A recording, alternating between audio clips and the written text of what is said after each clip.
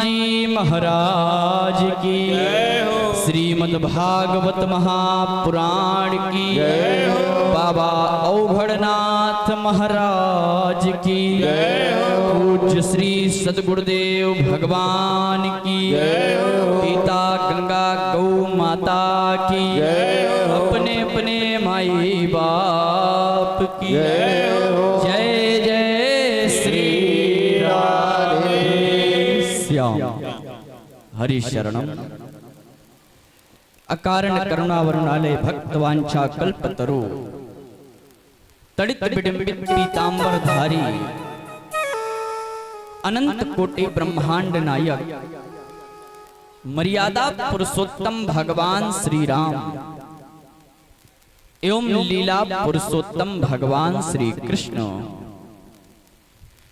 श्री राम कथा एवं श्री कृष्ण कथा के परम रसिक कलि पावना अवतार श्री हनुमान जी महाराज, गोस्वामी तुलसीदास जी महाराज, श्री वेद व्यास जी महाराज, परमहंस संत शिरोमणि श्री सुखदेव जी महाराज, भगवत हित की कृपा प्रदान करने वाले पूज्य श्री सद्गुरुदेव भगवान, माई बाप एवं कथा पंडाल में विराजमान दूर दराज से आए हुए हमारे सभी संत महात्मा आचार्य विद्वत मंडल एवं गंधर्वजन एवं भगवत प्रेमी भक्त श्रोता समाज भाई वृंद, भक्ति स्वरूपा हमारी माताएं बहनें नन्हे मुन्ने बाल गोपाल, सभी को इस व्यास मंच की ओर से सत सत नमन, दास की ओर से सभी को बारंबार प्रणाम।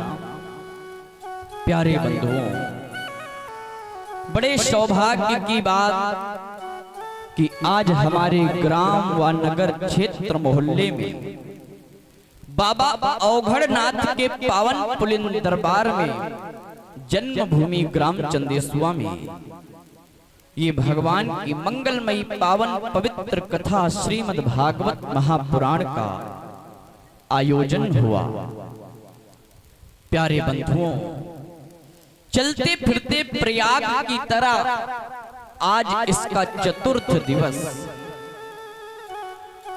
अपने समय के अनुसार मध्याह्न काल की बेला प्रारंभ हो चुकी है। प्यारे बंधुओं, मेरा निवेदन यही रहेगा कि आप सभी माता बहन भाई वृंद अपने अपने गृह कार्यों से निवृत्त होकर के कथा पांडाल में पधारें और भगवान की मंगलमयी रसमयी अमृतमयी भावमयी कथा को श्रवण कर अपने इस मानव जीवन को कृतार्थ करें। प्यारे बंधुओं, ये भगवान की देव दुर्लभ कथा बड़ी सुलभ से हम और आपको प्राप्त हो रही है। ये ऐसी क्षणिक मात्र की कथा है और क्षणिक मात्र का हमारा और आपका इस जीवन का समय है। इसलिए प्यारे बंधुओं, मानव का तन यदि हम और आपको प्राप्त हुआ है तो इसको पाने के पश्चात मुझे भगवत सेवा अवश्य करनी चाहिए। प्यारे बंधुओं, मनुष्य का तन पाने के बाद यदि हम और आपने सुंदर सी काया सुंदर सा स्वरूप धारण किया और उसके पश्चात यदि मैंने भगवान का भजन नहीं किया, भगवान का नाम जाप नहीं किया, प्यारे बंधुओं, हमारा मनुष्य का तन पाना व्यर्थ है। अरे वो माँ जिसने आपको 9 महीने कोख के अंदर रखी, वो एक बालक नहीं, एक पुरुष नहीं, मानो एक गधे की तरह बोझ ढो रही है। यदि आपने भगवत सेवा आने के बाद नहीं किया तो ये मानव का तन पाना हमारे लिए व्यर्थ है। प्यारे बंधु, प्रिय श्रोताओं, ये भगवान की बड़ी विचित्र लीला है, भगवान की बड़ी मंगलमयी लीला है, जिसे हम और आप श्रवण कर रहे, अपने जीवन का सबसे बहुमूल्य समय निकाल के प्रभु की सेवा कर रहे, ये सबसे बड़ा हमारा पुण्य का कार्य हो रहा है। प्यारे बंधुओं, ये तो हमारी और आपकी ऊपर भाग्य नहीं, हमारे आपके सौभाग्य जगे, पूर्वजों के आशीर्वाद, जन्म जन्मांतरों के हमारे भाग्य जगे, जो आज हमें ये भगवान की सेवा प्राप्त हुई है।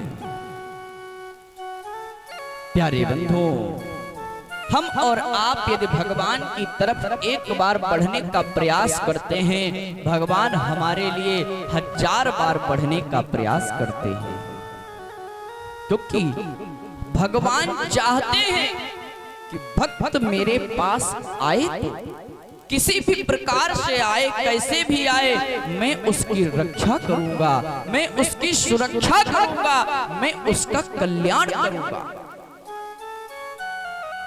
प्यारे सज्जनों, भगवान कहते हैं हमारे समीप आए हुए भक्त की मैं रक्षा सुरक्षा कैसे करता हूँ, जैसे एक माता अपने बालक की रक्षा करती है, नन्हे से बालक की रक्षा एक माँ करती है, उस प्रकार मैं अपने भक्त की रक्षा करता हूँ। ये भगवान नारायण कहते हैं। गोस्वामी बाबा मानस में इसको लिखते हुए कहते हैं कि करहूं सदा दिन की रखवा, करहूं सदा लगे रखवारी, करहूं सदा दिन की रखवारी, करहूं सदा दिन की रखवारी,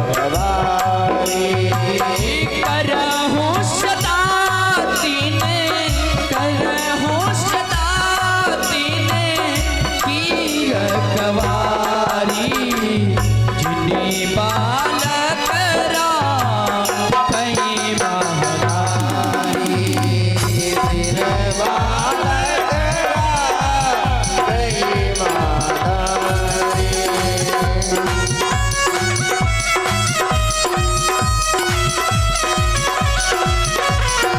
जय हो।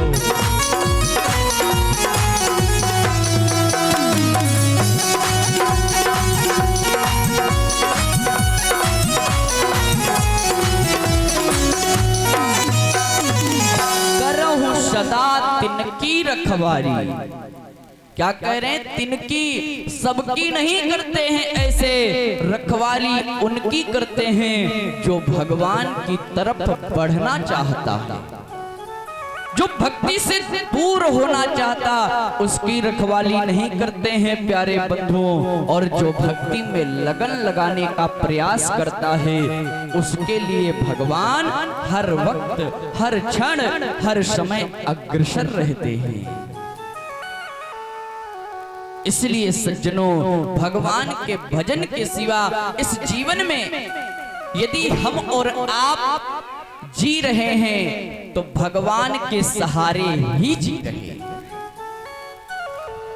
यदि भगवान का नाम हमारे पास नहीं है, भगवान की कृपा नहीं है, प्यारे बंधुओं, हम और आप एक क्षण भी जीने वाले नहीं हैं। इसलिए प्रभु से कहना है कि सरकार हमारी ऐसी लगन लगा दो, ऐसी कृपा बरसा दो कि हर वक्त आपके ही नाम का हम भजन करते रहें, आपका ही नाम में जपता रहूं, ऐसा गोविंद से कहना कि जपते रहें हम नाम तुम्हारा, जपते रहें हरि नाम तुम्हारा, जपते रहें हम नाम तुम्हारा, जपते रहें हरि नाम तुम्हारा, जपते रहें हरि नाम तुम्हारा,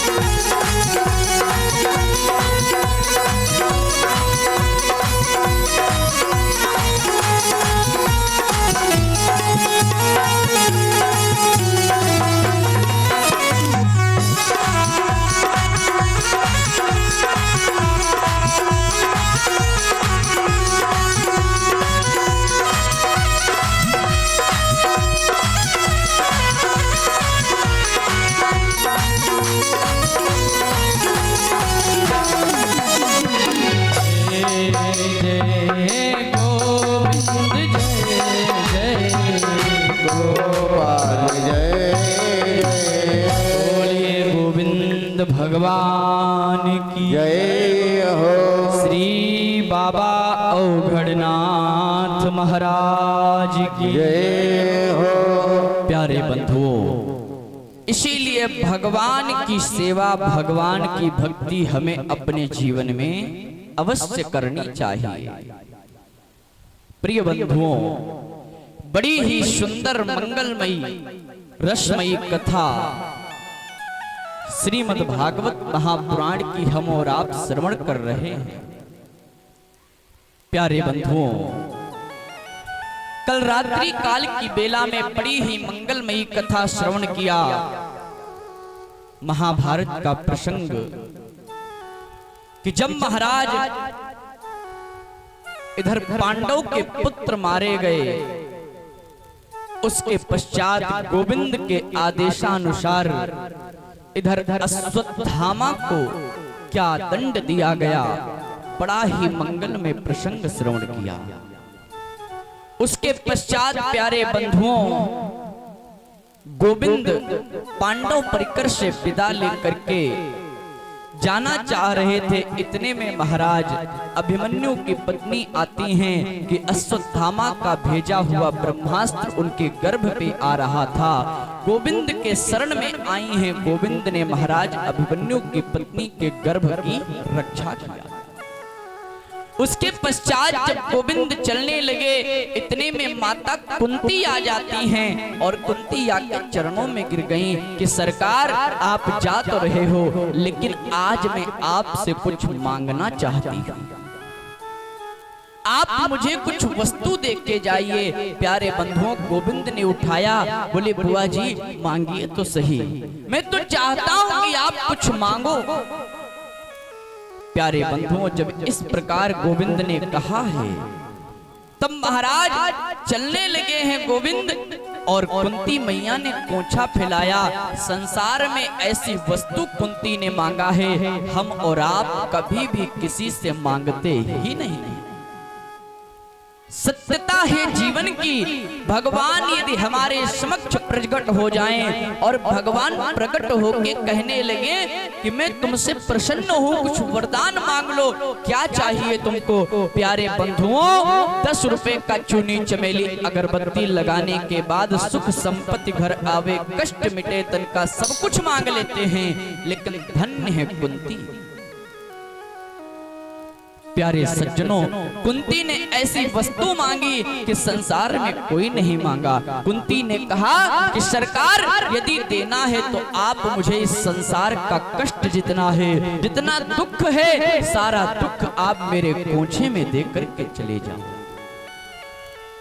बंधुओं, ये बात जब कुंती ने कही तो गोविंद ने कहा, ठीक है बुआ, ये मांगने वाली चीज नहीं, लेकिन यदि आप मांगती हो तो आप मांगने का कारण क्या है? आपने ये ही वस्तु क्यों मांगी? कुंती ने बड़ा सुंदर जवाब दिया कि सरकार, मैंने इस वस्तु को इसलिए मांगा क्योंकि जब जब मेरे ऊपर कष्ट आया है, मेरे ऊपर दुखों का पहाड़ टूटा है, गोविंद मुस्कुराते हुए आप मेरे समक्ष आ जाते हो। सारा कष्ट दूर हो जाता, सारा दुख दूर हो जाता। जैसे ही दुख दूर होता कि आपकी छवि वहां से गायब हो जाता, आप पुनः चले जाते हो। इसलिए मैं चाहती हूँ कि आप मेरे समक्ष रहें, आप मेरे साथ रहें। धन्य है कुंती। ऐसा गोविंद ने से जब कुंती मैया ने कहा, प्यारे बंधुओं, गोविंद ने कहा यदि ऐसी बात है कि मैं सिर्फ कष्ट में आता हूँ तो मैं अपना जाने का प्लान स्थगित करता हूँ। और प्यारे ध्यान देना, ये बात सत्यता है। प्रसन्नता में भगवान को इतना जल्दी याद करने वाला कोई नहीं है, लेकिन जब मेरे ऊपर दुखों का पहाड़ आता है तो सबसे पहले भगवान के पास ही भागते कि हे भगवान, रक्षा करो, कल्याण करो। अब सब आपके ही हाथ में है, तो भगवान हमारी आपकी रक्षा करने के लिए आते हैं। प्यारे बंधुओं, ऐसा कहकर के कुंती के महलों में गोविंद का वास हुआ। इसके पश्चात महाराज इधर भीष्म बाबा ने बड़ी सुंदर सी स्तुति की है गोविंद की। उसके पश्चात महाराज इधर युधिष्ठिर का शोक हुआ। भीष्म कृत स्तुति भगवान श्री कृष्ण का द्वारका के लिए पुनः गमन हुआ है। गर्भ में पल रहे परीक्षित जी का कुछ समय के पश्चात महाराज इधर जन्म हुआ था। जन्म होने के बाद महाराज इधर राजा परीक्षित बड़े होने के बाद अपना राजपाट संभालने लगे थे। ये कथा हम और आपने मंगलमयी पवित्र कथा हम और आपने रात्रि काल की बेला में श्रवण किया। प्यारे बंधुओं, जब महाराज इधर राजा परीक्षित का जन्म होने के बाद राजपाट करने लगे तो एक दिन प्यारे बंधुओं ध्यान से श्रवण करना, बड़ी ही मंगलमयी, बड़ी ही रसमयी कथा है कि जब परीक्षित जी महाराज राजाधिराज बने हैं तो एक दिन नगर भ्रमण करने के लिए निकल पड़े। प्यारे बंधुओं, सर्वप्रथम जब नगर भ्रमण करने के लिए निकले हैं तो सर्वप्रथम राजा परीक्षित अपने गुरु को प्रणाम किए कि आज प्रथम बार मैं अपनी प्रजा को देखने के लिए इस नगर का दृश्य करने के लिए निकल रहा हूँ राजा के रूप में। आदेश लिया है, हे ब्रह्मा विष्णु महेश, हे समस्त भूमंडल के देवता, आप मुझे आदेश दीजिए। आदेश पाते ही राजा परीक्षित वहां से निकले कि आदेश ब्रह्म का पाते ही, कि आदेश ब्रह्म का पाते ही माया के त्रिगुण फैलाए और राजपाट लेकर के भी परीक्षित नगर में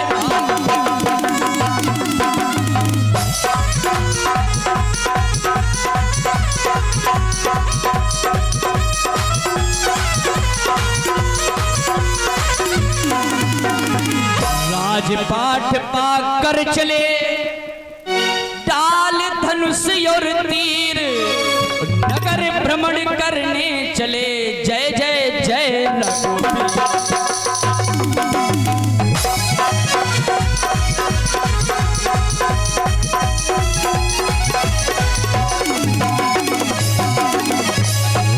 सर्वप्रथम रघुवीर भगवान को प्रणाम किया है और भगवान का नाम लेकर के राजा परीक्षित भ्रमण करने निकले।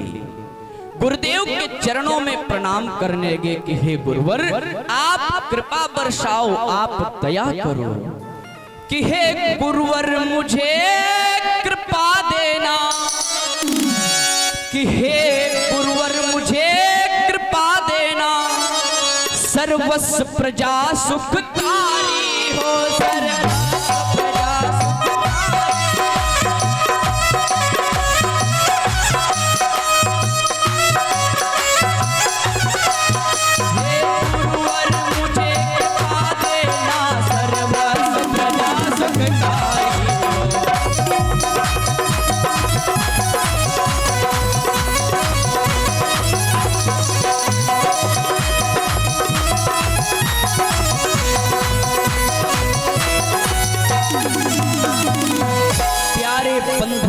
प्रिय सज्जनों, ऐसा कह करके आज राजा परीक्षित नगर भ्रमण की तरफ जब निकले हैं तो चारों तरफ जिधर भी जा रहे हैं उनके पूर्वजों की उनको जय जयकार प्राप्त हो रही है। जिधर जा रहे हैं प्यारे बंधुओं, प्यारे सज्जनों, उधर उनके अपने पूर्वजों की प्रशंसा श्रवण करने को मिल रही है।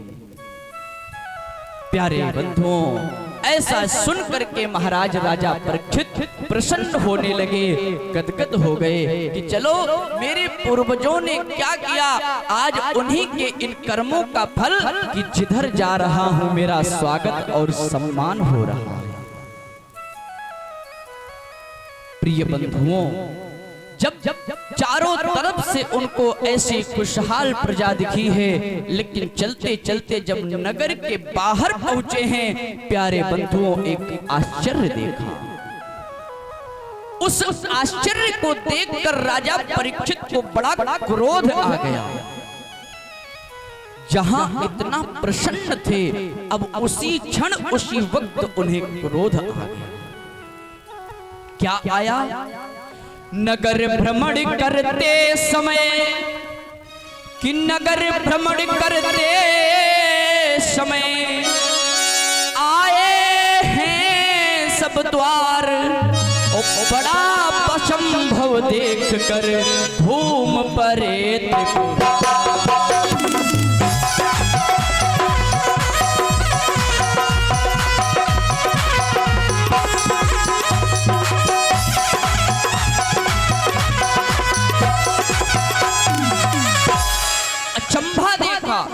क्या कि चारों तरफ तो प्रशंसा है, सब जगह जय जयकार है, लेकिन अचंभा क्या देखा कि मेरे राज्य काल में एक गऊ खड़ी है और एक बछड़ा है। 3 पैरों पे खड़ी गऊ और एक बछड़ा, और वहीं पे अचंभा तो ये देखा कि एक काला काला पुरुष है, लिए लाठी उस गऊ को मार रहा है। प्रिय बंधुओं, इस दृश्य को जब राजा परीक्षित ने देखा, उन्हें क्रोध आ गया कि मेरे राज्य काल में गऊ की ये दशा। प्यारे बंधुओं, बड़े धर्मवान राजा हैं, बड़े धर्म तुल्य राजा हैं, संत सेवा, ब्राह्मण सेवा, भगवान की भक्ति बड़ी ही निष्ठुर भाव से करते हैं। इतने धर्मवान राजा परीक्षित ने देखा कि मेरे राज्य काल में इस गऊ की ये दशा। प्रिय बंधुओं, महाराज राजा परीक्षित क्रोध में आकर के लगे हुए बाण को निकाला है और तीर में संधान दिया है। जैसे ही उस बाण को निकाला है और सर्वप्रथम उस काले पुरुष की ओर चलाना चाहे, इतने में वह काला पुरुष दौड़ के आया, राजा परीक्षित के चरणों में गिर गया। त्राहिमाम त्राहिमाम त्राहिमाम, चरणों में गिर करके प्रणाम करने लगा। सरकार, आप मुझे मत मारो। प्यारे बंधुओं, राजा परीक्षित का धर्म है कि शरण में आए हुए व्यक्ति को मारना नहीं है। जब शरण में आ गए तब महाराज परीक्षित जी पूछने लगे कि तुम कौन हो और इस प्रकार इस गऊ को क्यों मार रहे हो। जैसे ही ये बात महाराज परीक्षित जी ने कही है, इतने में वह काला पुरुष बोला, सरकार, मैं कली हूं, मैं कलयुग हूं। ये बात सुनते परीक्षित जी महाराज कहने लगे कि तुम्हारा मेरे राज्य में आवास कैसे हो गया, तुम्हारा आगमन कैसे हो गया। अरे तुमको मेरे इस राज्य में जगह स्थान किसने दे दिया। प्यारे बंधुओं, ये बात कहा तब कलयुग कहने लगा, सरकार, चारों तरफ तो आपका ही राज्य है, अब मैं जाऊं तो फिर कहां जाऊं।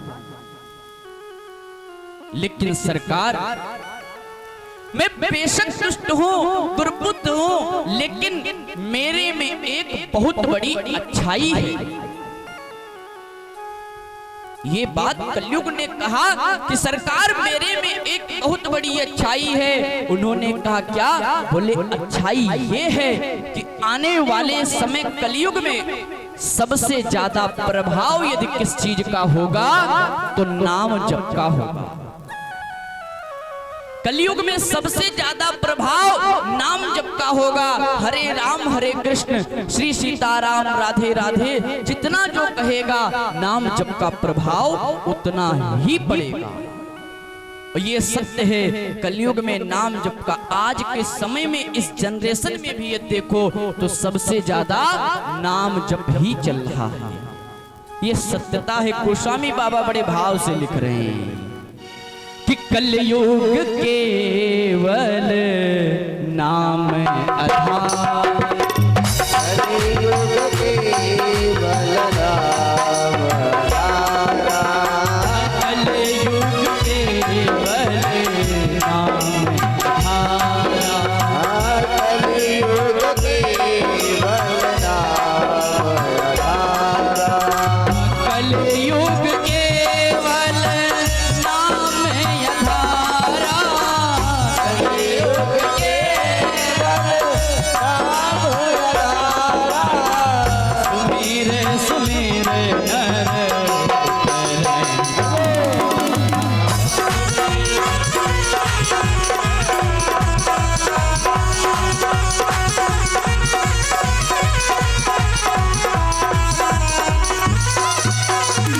कलयुग केवल नाम आधारा। इस कलिकाल में सबसे बड़ा आधार यदि होगा तो नाम जप का होगा। इसलिए आप कहीं चले जाओ सबसे ज्यादा नाम जप ही चल रहा है। आप ब्रजमंडल में हमारे आकर के देखो तो सबसे ज्यादा सब भगवान श्री कृष्ण और राधा के नाम में ही लोट पोट कर रहे। ये सत्यता है। देखना है आपको इस दृश्य को तो जाकर के देखो कि नाम जप का प्रभाव वहां क्या फैला है। ये ऐसा एक रोग लगा है प्यारे बंधुओं कि सब उसी नाम पे ही मरे जा रहे हैं कि राधा राधा कहत ही सब बाधा कट जाए। ऐसा नाम जप है प्यारे बंधुओं। ऐसे ऐसे महान संत हुए जो नाम जप के बल पे ही अपना जीवन गुजारते चले जा रहे हैं। ब्रज के संत हमारी किशोरी जी के नाम को गुणगान करते हुए बड़े भाव के साथ प्रणाम करते हैं। आइए हम और आप भी 2 मिनट नाम जप करते हैं। ब्रज के संत गाते हैं कैसे? हमारो धन राधा श्री राधा श्री राधा, हमारो धन राधा श्री राधा श्री राधा, हमारो धन राधा श्री राधा श्री राधा, परम धन राधा राधा राधा राधा, परम धन राधा राधा राधा राधा, परम धन राधा राधा राधा राधा राधा, परम धन राधा राधा राधा राधा राधा, कृष्ण दुलारी राधा श्री राधा श्री राधा, हमारी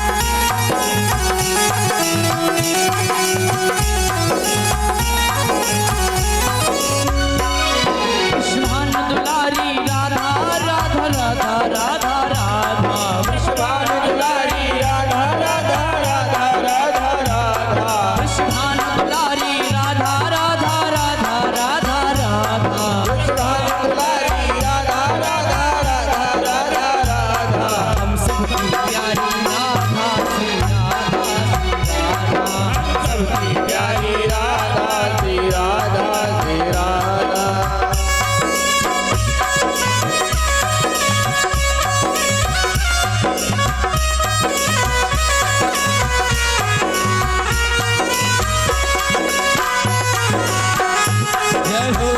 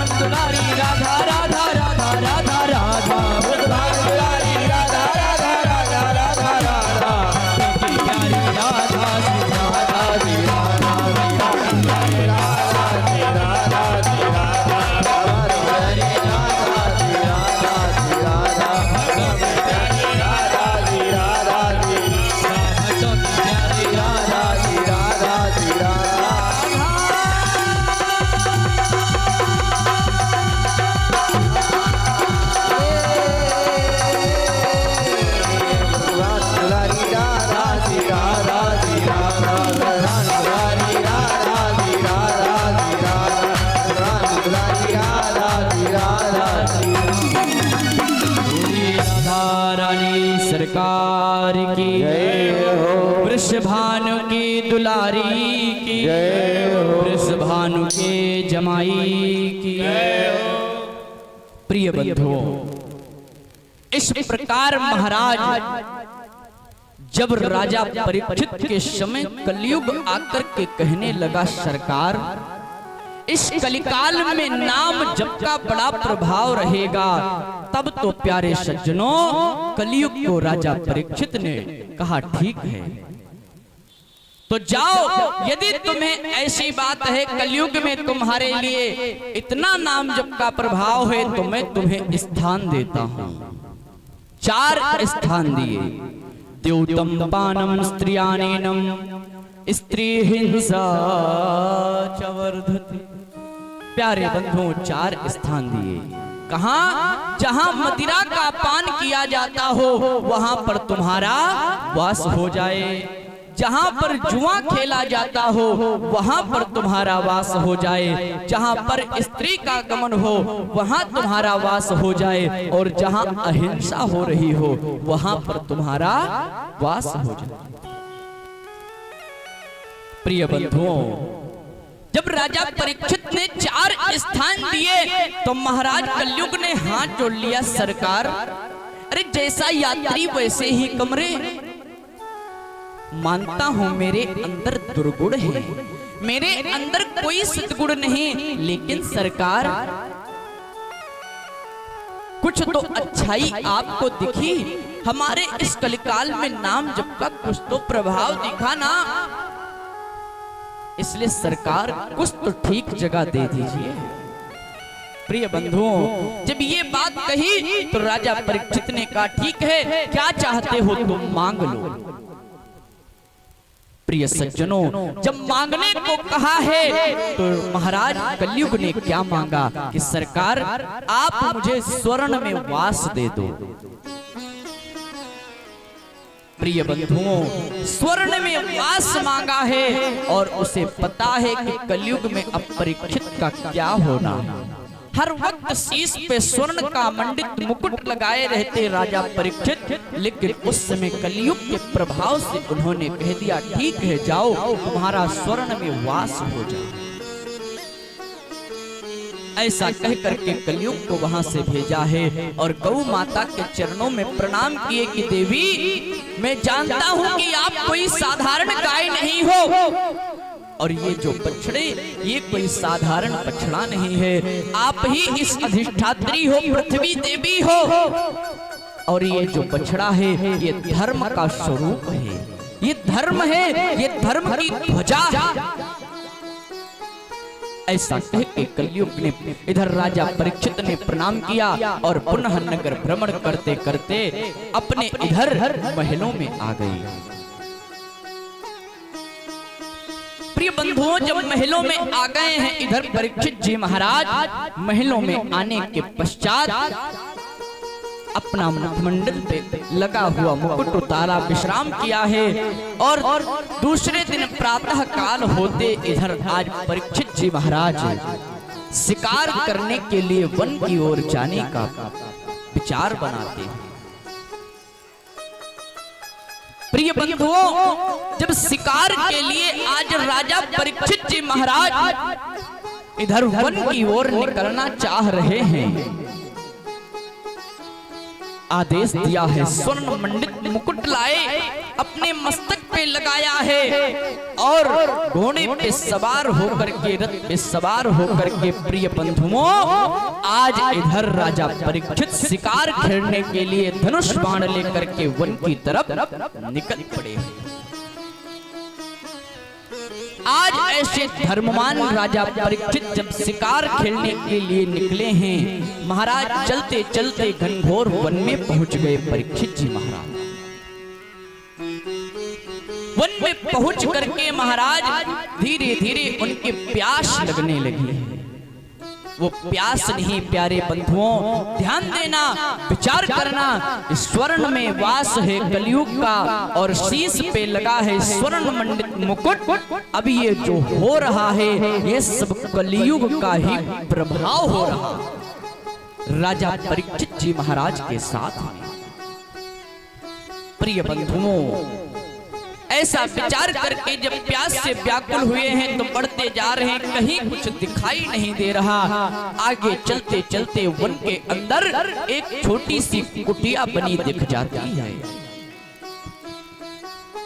प्रिय बंधुओं, जब वो कुटिया दिखती है तो परीक्षित जी महाराज विचार करते हैं कि चलो इस कुटिया में चलते हैं, यहाँ कोई साधु महात्मा संत होंगे, उनसे मुझे जल की प्राप्ति हो जाएगी, मुझे जल पीने को प्राप्त हो जाएगा, मेरी प्यास बुझ जाएगी। बंधुओं, ऐसा विचार करके राजा परीक्षित उस कुटिया के समीप आए।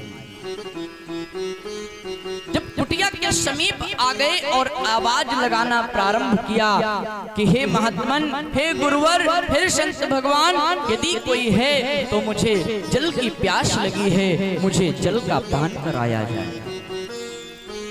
प्यारे बंधुओं, उस कुटिया में महात्मा जी महाराज जो बैठे हैं वो अपनी ध्याना अवस्था में हैं।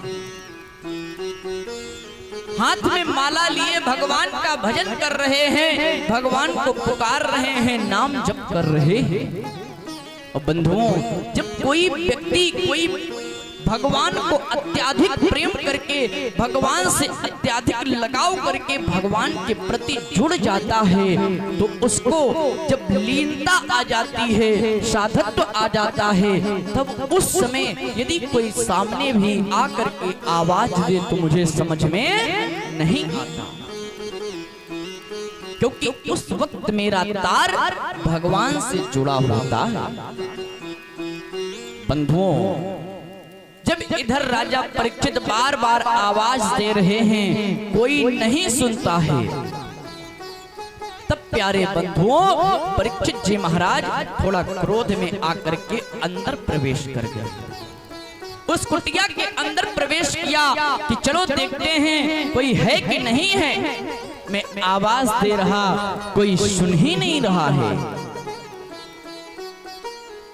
प्रिय बंधुओं, अब क्रोध आ गया, ये कलयुग का ही प्रभाव आ गया उनके ऊपर।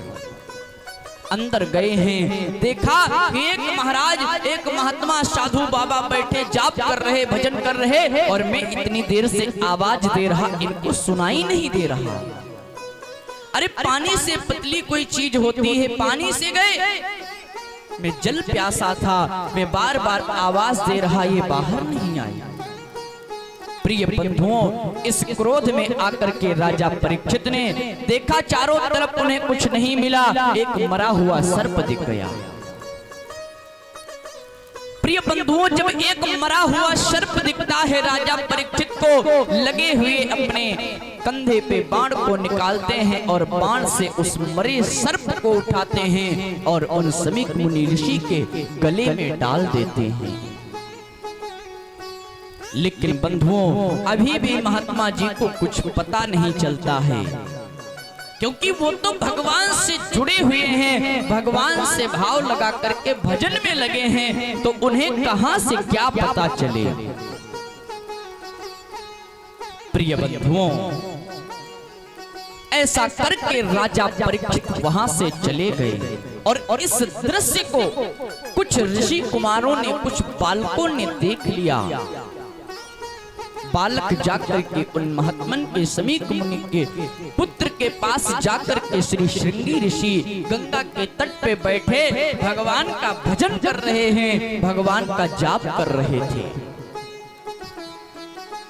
प्यारे बंधुओं, इधर ये भगवान का जाप कर रहे, भगवान का भजन कर रहे, इतने में वो ऋषि कुमार आकर के कहते हैं, भैया अरे तुम यहाँ भजन कर रहे हो और एक पुरुष आया, तुम्हारे पिता के गले में मरा हुआ सर्प डाल के चला गया। प्रिय बंधुओं, इस बात को सुनकर के श्रृंगी ऋषि जी को बड़ा क्रोध आ गया। श्रृंगी ऋषि को जब बहुत क्रोध आ गया, क्रोध में आते ही कमंडल लिए थे, हाथ में कमंडल से जल लिया है और अभिमंत्रित करके मंत्र पढ़ करके श्राप दे दिया कि जाओ, जिस किसी ने भी मेरे पिता के गले में मरा हुआ सर्प डाला होगा उसको आज के 7वें दिन तक्षक नाक डसेगा। ऐसा कह करके श्राप दे करके जल वहीं पर गिरा दिया। प्रिय बंधुओं, जब इधर उस जल को गिराया है और दौड़ते हुए, चीखते हुए, रुदन करते हुए श्रृंगी ऋषि आए हैं और दौड़ के आए, अपने पिता के हृदय से लग गए। प्रिय बंधुओं, जैसे ही पिता के हृदय से लगते हैं, इतने में चिपक चिपक के रुदन करने लगे। तब जाकर के ऋषि की समाधि खुल जाती है और देखते कि मेरा पुत्र ये रुदन कर रहा है, क्यों रो रहा है, क्या बात है। प्रिय बंधुओं, पूछते हैं कि बेटा क्या बात हुई, क्यों रुदन कर रहे हो, क्या कारण है तुम्हारे रोने का, बोलो तो सही।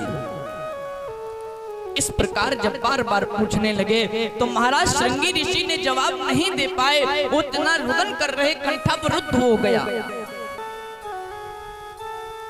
पास में खड़े हुए ऋषि कुमार बालकों ने कहा कि सरकार, ऐसी ऐसी बात है कि आपके गले में किसी ने मरा सर्प डाला और उसी के कारण वह रुदन कर रहे और उसी क्रोध में आकर के इन्होंने श्राप भी दे दिया है। प्रिय बंधुओं, ये बात जब सुनी है तो महाराज उन महात्मन ने चारों तरफ पता करवाया कि कौन आया था, आज किसने गले में सर्प डाला। महाराज जब चारों तरफ पता करवाते तो मालूम चलता है कि आज हमारे राजा परीक्षित ही आए थे शिकार खेलने के लिए, और शिकार खेलने आए उन्हें प्यास लगी थी, प्यास से व्याकुल होकर के क्रोध में आकर के उन्होंने ही मरा सर्प गले में डाल दिया। प्रिय बंधुओं, जब ये बात उन ऋषि ने सुनी है, महाराज वो भी रुदन करने लगे, नेत्र भर आए कि रे ऐसे धर्मवान राजा, कैसे इनकी मति कैसी हो गई और कैसे इनसे हो गया। चलो कोई नहीं, हो भी गया था तो बेटा तुम्हें श्राप देना नहीं चाहिए। आज के समय में ऐसा धर्मवान राजा कहां मिलेगा। प्रिय बंधुओं, ध्यान देना, परीक्षित जी संत सेवा, ब्राह्मण सेवा, भगवत भक्ति में बड़े निपुण थे। जहां भगवान का उत्सव, भगवान का कार्य होता, राजा परीक्षित बढ़ चढ़ करके भगवान की सेवा करते थे। हर वक्त हर क्षण।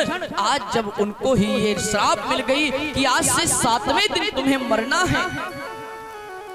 प्रिय बंधुओं, ये सोचकर ऋषि बड़ा नेत्रों से अश्रुओं की धारा और विचार करने लगे कि अब सरकार को ये बात पहुंचानी चाहिए कि अब सावधानी बरतना प्रारंभ करें, क्योंकि अब शेष उनके पास 7 दिवस हैं। प्रिय बंधुओं, ऐसा विचार करके महाराज इधर 2-4 ऋषि बालक गए हैं राजा परीक्षित के महलों में, और इधर ये भी आकर के महलों में अपने शीश पे लगे हुए मुकुट को उतार करके सिंहासन पे बैठे। उनकी बुद्धि पुनः संतुष्ट भाव में आ गई, क्योंकि कलयुग का वास था स्वर्ण में, और स्वर्ण मंडित मुकुट ही उनके शीश पे था। बस उसी के कारण बस प्यारे बंधुओं आज ये अपराध परीक्षित जी महाराज से हो गया। जैसे ही सिंहासन पे बैठे हैं परीक्षित जी महाराज, इतने में प्यारे बंधुओं इधर ऋषि कुमार जब ये संदेशा देते कि सरकार ऐसी बात है, आज से 7वें दिन आपको तक्षक नाग डसेगा, आपका 7वें दिन मरना सुनिश्चित है। ये बात सुनते ही राजा परीक्षित सिंहासन से गिर गए। इसलिए नहीं गिरे कि मुझे 7वें दिन मरना है, राजा परीक्षित इसलिए गिर गए कि मैंने इतना बड़ा अपराध कैसे कर दिया। जहां मैं नित्य प्रति संत की सेवा, संत का प्रणाम करना, साधु को बिना भोजन कराए अन्न नहीं ग्रहण करना, आज उन्हीं साधुओं के प्रति मुझसे इतना बड़ा अपराध। अरे मुझे 7 दिन ये मिल कैसे गए? मुझे तो एक क्षण भी मिलना नहीं चाहिए था। मैंने तो इतना बड़ा अपराध किया है, मुझे एक क्षण भी जीने का अधिकार इस संसार में है ही नहीं। धन्य है महात्मा जिन्होंने मुझे ये 7 दिन का कैसे समय दे दिया। अब ये 7 दिन मुझसे कैसे कटेंगे? मुझे 7 दिन भी नहीं मिलने चाहिए, क्योंकि ऐसा अपराध मैंने किया कि मरा सर्प किसी महात्मा के गले में। बहुत बड़ा अपराध मुझसे हो गया। ऐसा विचार करके प्यारे बंधुओं राजा परीक्षित रुदन करने लगे। सर्वस्व त्याग दिया है, राजपाट छोड़ करके आज पुनः हाथ में माला झोली लेकर के भगवान का भजन करने के लिए इधर आज गंगा के तट पे आ गए। प्यारे बंधुओं, जब गंगा के तट पे आए हैं इधर राजा परीक्षित जी महाराज सर्वस्व राजपाट छोड़ के विचार कर रहे हैं कि अब के 7 दिन मुझसे कैसे कटेंगे। ये 7 दिन मेरे लिए 7 सालों के बराबर हो गए। प्यारे बंधुओं, ऐसा विचार करते हैं और विचार करते करते आके तट पे बैठ करके प्राणायाम साध के भगवान का भजन करने लगते हैं। प्रिय बंधुओं, जब ये चर्चा पूरे समाज में फैली, साधु समाज में फैल गई, इधर गृहस्थ में फैल गई, नाना प्रकार से हर जगह जब ये फैल गया प्रजाओं में कि आज से 7वें दिन मेरे राजा का वध है, कोई तक्षक नाग डसेगा, उन्हें श्राप मिल गया है। प्यारे बंधुओं, पूरी प्रजा रुदन करने लगी कि ऐसा राजा मिलना मुश्किल है। धर्मवान राजा परीक्षित, उन्हें 7 दिन में मरना सुनिश्चित। हे विधाता, ये क्या लीला है आपकी। प्रिय बंधुओं, ऐसा सब सोच करके सभी संत महात्मा गृहस्थी आ करके इधर गंगा के तट पे राजा परीक्षित के समीप बैठ गए। जब सब समीप में बैठ गए तो एक दूसरा संत कहता है कि प्यारे बंधुओं, ये बताओ कि अब यदि किसी को मरना है तो उसे क्या करना। काल ब्याल मुख ग्रास त्रास निर्नाश हेत। काल के ब्याल का मुख का ग्रास हम और आपको एक न एक दिन अवश्य बनना है। यही बात समस्त संतों में चारों तरफ जिधर देखो गंगा का तट संतों, साधुओं से, साध्वियों से, प्यारे बंधुओं, गृहस्थियों से चारों तरफ से घिर गया। राजा परीक्षित बैठे हैं और एक दूसरे से यही प्रश्न हो रहा कि जिसे मरना है उसे क्या करना है। यही प्रश्न चल रहा, कोई उत्तर नहीं निकाल पा रहा। इतने में हमारे श्री परमहंस संत शिरोमणि श्री सुखदेव जी महाराज का आगमन हो गया। प्रिय बंधुओं, जैसे ही श्री सुखदेव जी महाराज का आगमन होता है, समस्त संत मंडल खड़े हो जाते, क्योंकि परमहंस हैं। संत मंडल खड़े होकर के स्वागत करने लगते हैं। स्वागत करके प्यारे बंधुओं बैठालते हैं, आसन देते हैं। सबसे ऊंचा आसन देकर के कहते हैं सरकार आप विराजिए। प्रिय बंधुओं, जब इधर परीक्षित जी महाराज के समीप बैठ जाते हैं श्री सुखदेव स्वामी, प्रश्न सभी का होता है कि सरकार आज आपके समीप एक प्रश्न है कि जिसे मरना है उसे क्या करना है। प्रिय बंधुओं, इसी प्रश्न को लेकर के सब संतों के मुखमंडल पर उदासी महाराज सुखदेव स्वामी ने जैसे ही इस बात को सुनी मुस्कुरा दिए। बोले वाह, तुम सबने बड़ा सुंदर प्रश्न किया है कि जिसे मरना उसे क्या करना, क्योंकि मरना सबको है। बस फर्क इतना है कि हम और आपको जब मरना है तो ये सुनिश्चित नहीं है कि आज मरेंगे या कल मरेंगे या कब मरेंगे, ये हमें पता नहीं है। लेकिन परीक्षित को पता है कि आज से 7वें दिन इनकी मृत्यु सुनिश्चित हो गई है। इसलिए मरना तो सबको है, लेकिन जो मरना है तो क्या करना है, तो सुनो। श्रीमद् भागवतम शास्त्रम कलौ कीरेण भासितम्। यदि मरना है तो श्रीमद् भागवत की कथा को श्रवण करके अपने जीवन को मोक्ष दो। ऐसा कहकर के सुखदेव स्वामी ने कहा अब तुम्हें इस प्रश्न का और अच्छे से और सुंदर से मैं जवाब देता हूँ, लेकिन सबसे पहले अपने गुरु को प्रणाम करूंगा, मंगलाचरण करूंगा। प्रणाम करने के पश्चात ही मैं इस प्रश्न का उत्तर देता हूँ। प्रिय बंधुओं, हम और आप समस्त कहीं भी जाएं, कैसे भी जाएं, अपने इष्ट को, अपने कुल को, इष्ट देवता, कुल देवता और ग्राम देवता को प्रणाम करना चाहिए।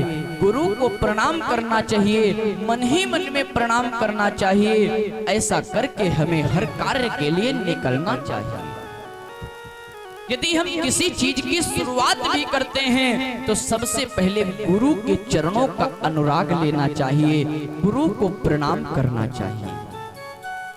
गोस्वामी बाबा बड़े सुंदर से भाव में लिखते हैं, कैसे विनय स्तुति करते हुए कि बंदहु गुरु पद पदों में परागा,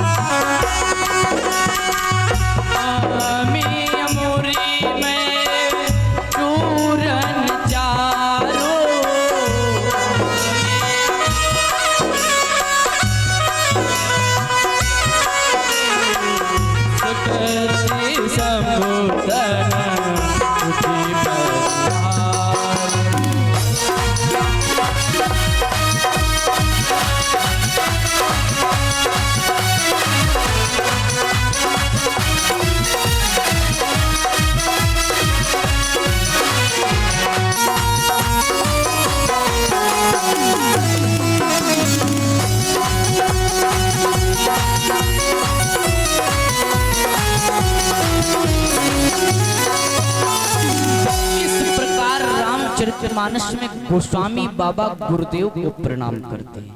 उन्होंने तो समस्त जीवों तक को प्रणाम किया है। क्योंकि प्यारे बंधुओं, याद रखना, यदि मुझे किसी भी व्यक्ति से किसी भी प्रकार की कोई शिक्षा प्राप्त हो रही तो उसमें ये नहीं देखना चाहिए कि ये कौन सी कास्ट का है या कौन से वर्ग का है या कौन व्यक्ति है, वो तो मेरा गुरु है। दत्तात्रेय महाराज ने 24 गुरुओं को बनाया। प्यारे बंधुओं, उन्होंने मधुमक्खी जो काट ले उससे मुझे पीड़ा होए, उसको भी उन्होंने गुरु बनाया। प्रिय बंधुओं, कहने का तात्पर्य, यदि मुझे किसी से कोई शिक्षा प्राप्त हो रही तो वो मेरा गुरु हो जाता। तो आज श्री सुखदेव स्वामी ये भी अपने गुरु को सर्वप्रथम प्रणाम कर रहे हैं।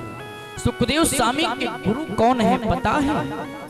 हमारे वृषभानु की दुलारी श्री श्यामा प्यारी हमारी महाराजाधिराज राधिका रानी, लाडली जी महारानी हमारी श्री सुखदेव स्वामी की गुरु हैं। श्री राधा रानी को प्रणाम कर रहे सुखदेव स्वामी। इसीलिए भागवत में कहीं भी राधा जी का नाम नहीं आया। क्यों? क्योंकि अपने गुरु का नाम सुखदेव स्वामी कहीं नहीं लेते। ये प्रथम दिवस में ही महात्म्य होता है कि यही प्रश्न परीक्षित सुखदेव जी से कहने लगते कि सरकार, आपने प्रणाम तो किया, श्री कृष्णाय वयम नुमः बोला, लेकिन नुमः बोला राधा रानी को क्यों छोड़ दिया? कृष्ण के बिना राधा कहाँ है? लेकिन आपने कृष्ण का नाम लिया। तब सुखदेव स्वामी ने समझाया कि जो नुमः मैंने बोला यही तो मेरी अधिष्ठात्री हैं, यही तो मेरी श्यामा प्यारी हैं, यही तो मेरी गुरु हैं। मैंने नुमः शब्द से संघोषित किया है, नुमः कहकर ही मैंने प्रणाम किया। तो आज इसीलिए सुखदेव स्वामी समस्त संत महात्माओं के बीच मंडल में बैठ करके अपने गुरु को प्रणाम करते हैं। उनकी गुरु श्री किशोरी जी हैं, उन्हें प्रणाम करने लगे।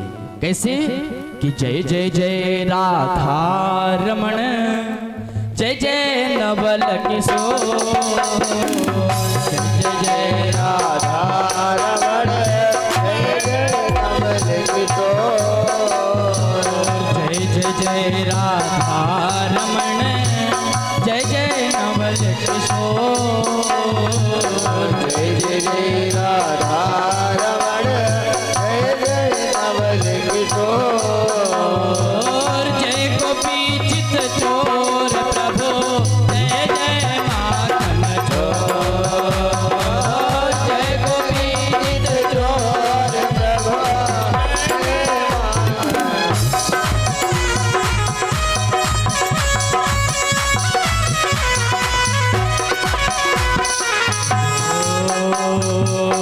राधे मेरी स्वामिनी, मैं राधे को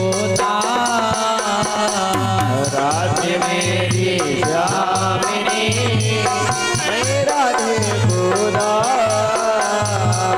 राधे मेरी स्वामिनी, मैं राधे को राधे मेरी स्वामिनी, मैं राधे गोदा,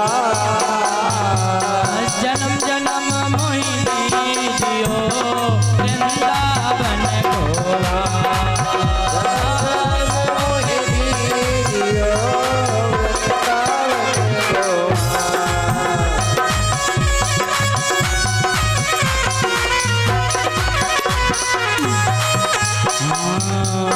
बंसी वाले मोहना, बंसी देव बजा, बंसी वाले मोहना, बंसी देव बजा, बंसी वाले मोहना, बंसी देव बजा, बंसी वाले मोहना, बंसी देव बजा, बंसी सबके मन बसे, हरया कनाल शोभा, बंसी सबके बंसी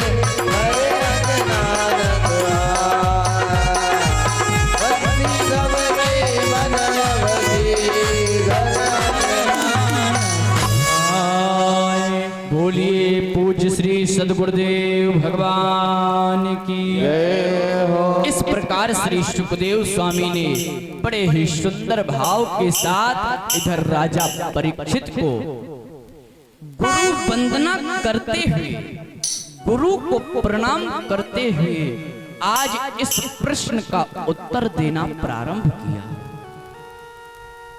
कि तुमने प्रश्न किया कि जिसे मरना है उसे क्या करना।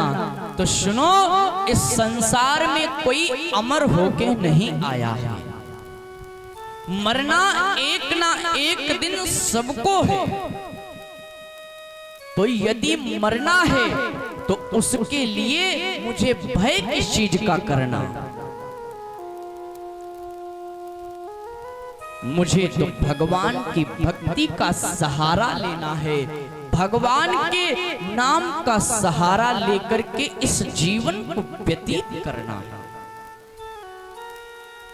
सुखदेव स्वामी ने श्रीमद् भागवत कथा के माध्यम से राजा परीक्षित के अंदर और संत समाज के अंदर जो एक भय बैठा था, मृत्यु का भय बैठा था, उस भय को दूर करना प्रारंभ हुआ। वह भय कहां से प्रारंभ होगा प्यारे बंधुओं? वह भय यहां से हटना प्रारंभ हुआ जब श्रीमद् भागवत की ये रसिक रस टपकाने लगे श्री सुखदेव स्वामी। तब प्यारे बंधुओं, जहां पर ये शोक संप्रदाय लगी थी, शोक समुदाय बैठी थी, वही बंधुओं एक भगवान की भक्ति का रस चढ़ते सब कष्ट, सब दुख, सब भूल गए। प्रिय बंधुओं, ध्यान देना, ये भागवत ऐसी है कि मुझे जीवन में मरना और जीना दोनों सिखाती है। और प्रिय सज्जनों, इस जीवन की रेलगाड़ी को किस प्रकार चलाना है, ये भी हमारी भागवत ही सिखाती है। प्यारे बंधुओं, ये भागवत ऐसे है कि महापापी, महाअत्याचारी, महादुष्ट को भी इसको श्रवण मात्र से मोक्ष प्राप्त हो जाता है। प्यारे बंधुओं, परीक्षित को 7 दिनों के अंदर मरने का श्राप लगा था। उसको मोक्ष दिलाने के लिए, उस भय को मिटाने के लिए श्री सुखदेव स्वामी ने श्रीमद् भागवत की कथा को सुनाना प्रारंभ कर दिया।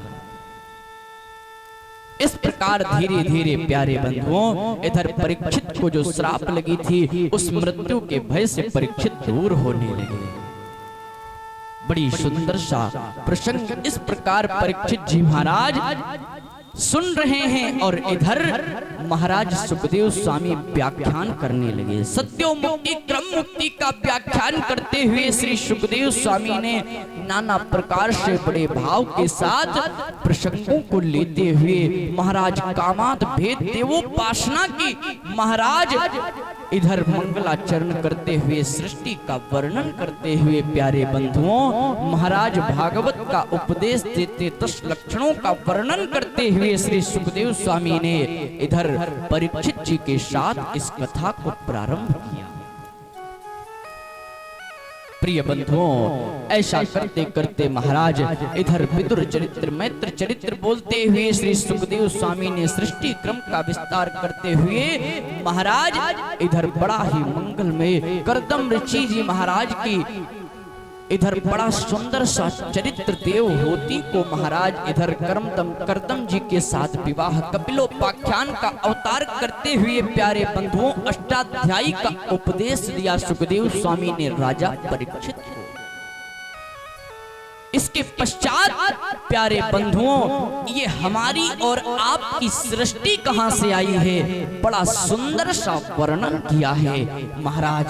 इधर राजा परीक्षित प्रश्न कर दिया कि ये सृष्टि कहां से आई है। बड़ा सुंदर सा वर्णन किया कि ये सृष्टि जो नर की सृष्टि है, ये सर्वप्रथम स्वयंभू मनु और सतरूपा के द्वारा नर की सृष्टि हुई है। इसलिए जीवन में याद रखना, हमारे सर्वप्रथम माता और पिता स्वयंभू मनु और सतरूपा। जिन्होंने आकर के तीर्थ नैमिषारण्य की पावन धरा पर आकर के तपस्या कर करके प्यारे बंधुओं नर की सृष्टि को उत्पन्न किया। गोस्वामी बाबा लिख रहे हैं इस चीज को, हम नहीं कह रहे, ये मानस कह रही है कि स्वयं भूअरो मनुष्यतरो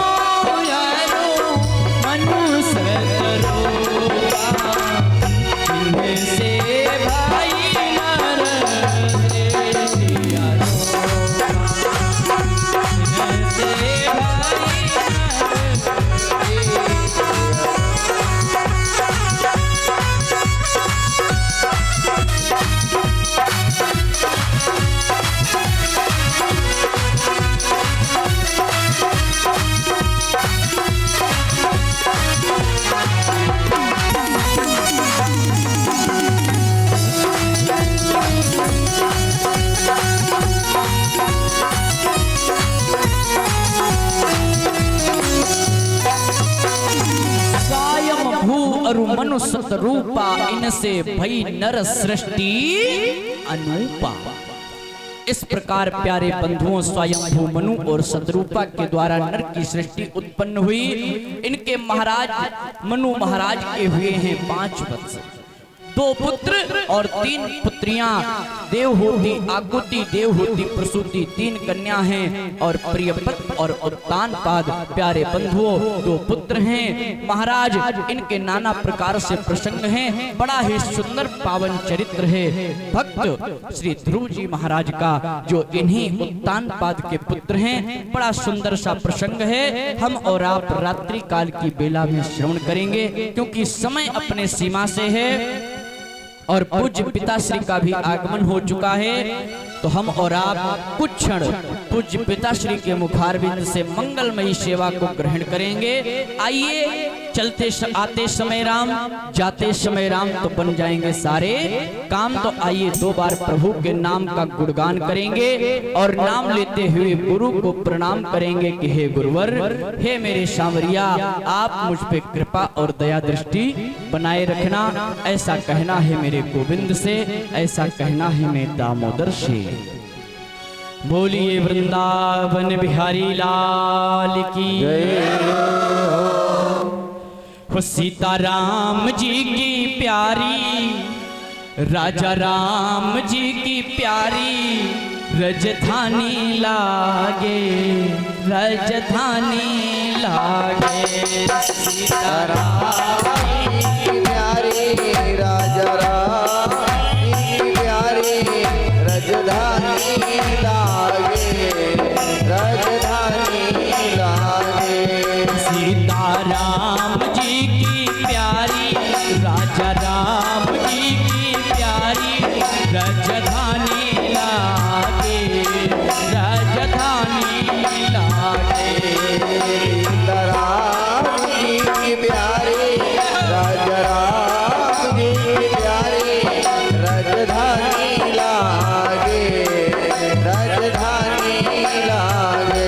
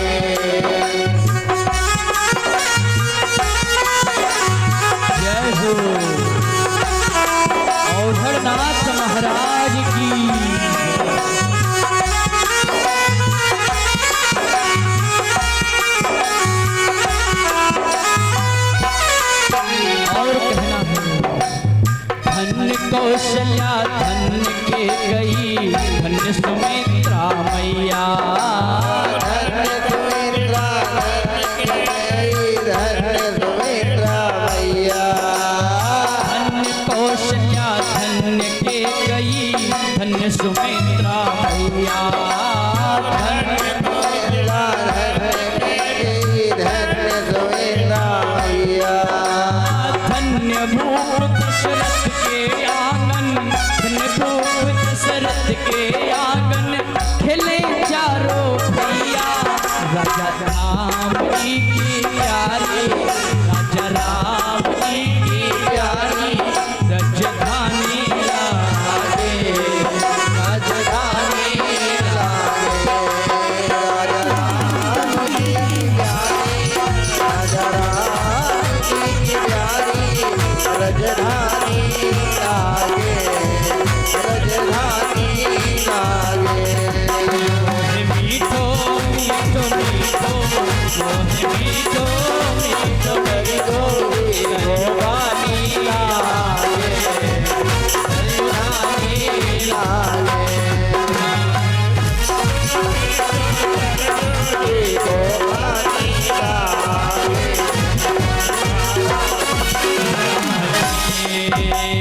छोटी छावनी रंग महल हनुमान गढ़ी अति सुंदर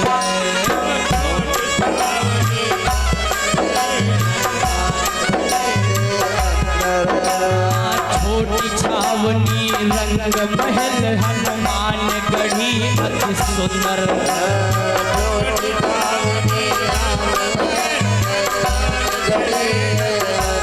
स्वयं जगत के मालिक बैठे हो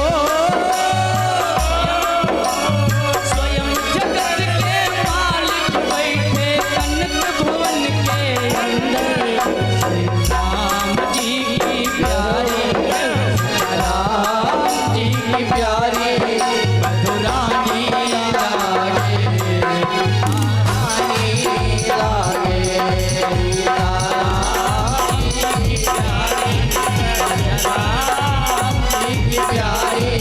राजधानी लागे राजधानी लागे राजधानी लागे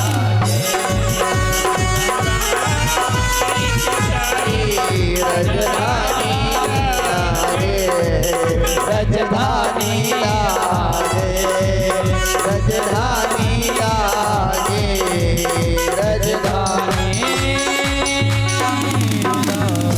बोलिए राजा रामचंद्र भगवान की। श्री हनुमान जी